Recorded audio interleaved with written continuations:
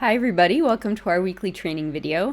This week I'm talking about how we help make our homes and routines safer for our fearful dogs, or feeling safer. We talk about this a lot on our YouTube channel and the blog, but today I just wanted to give you a few concrete examples of how the guardians of fearful dogs in our Confidence Builders community membership are doing this with their own dog. So a few examples that might give you ideas for your own dog. All right, so helping your fearful dog feel safer at home, for examples. Who is this for? This is for you if your dog is sometimes anxious at home and you're looking for ways to just help them feel safer. You want to see less fearful and or aggressive behavior. Example number one comes from this little cutie Bailey, who's a dog in our Confidence Builders Club. And she was showing a lot of fearful behavior around cooking time. So when mom and dad went into the kitchen and started cooking, she would start shaking and panting, wouldn't take food.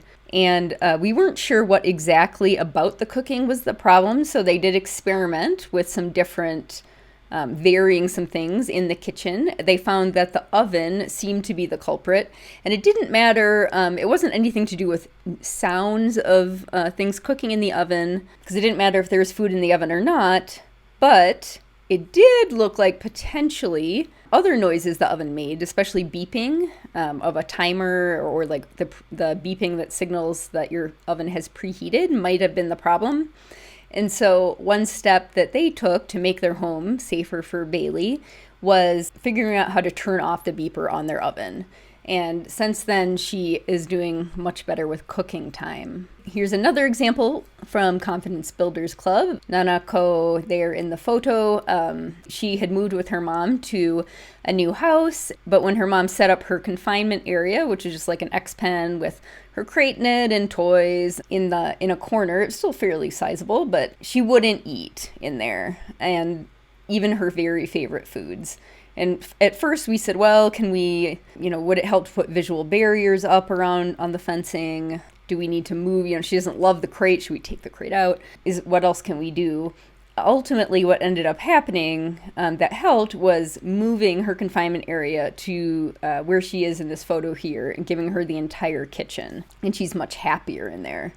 And this is another photo from sort of the other side of the kitchen, showing she still does have a smaller hiding space there. The crate she's getting a little more comfortable with is available, and she got the bed and outdoor access. But for whatever reason, being in this larger space seems to be better for her. Example number 3 is Sky, also a Confidence Builders Club dog. Her mom said that one of the things she did early on that made the biggest difference to Sky being scared was changing the pace of her movement. She found that if she just slowed down and, as a rule, moved more slowly around the house, Sky was much less likely to become frightened. And finally, the last example here involves visual barriers around a dog's resting spot.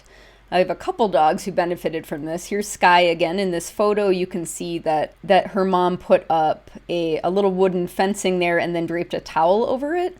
And so Sky could still go in and out freely and could sort of peek around that fencing if she wanted to, but she could also be out of the line of sight of her mom.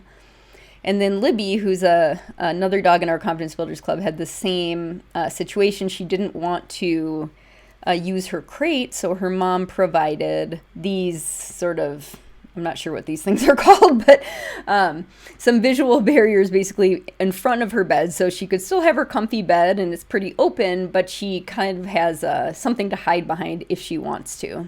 So the take-home message I wanted to give you this week is, if your dog is struggling with something in the house, observe them carefully and experiment carefully. So usually making small changes to the environment. Often if you make a big drastic change to the environment, that will also scare your dog. So try some different things that you think might help your dog, but make changes gradually.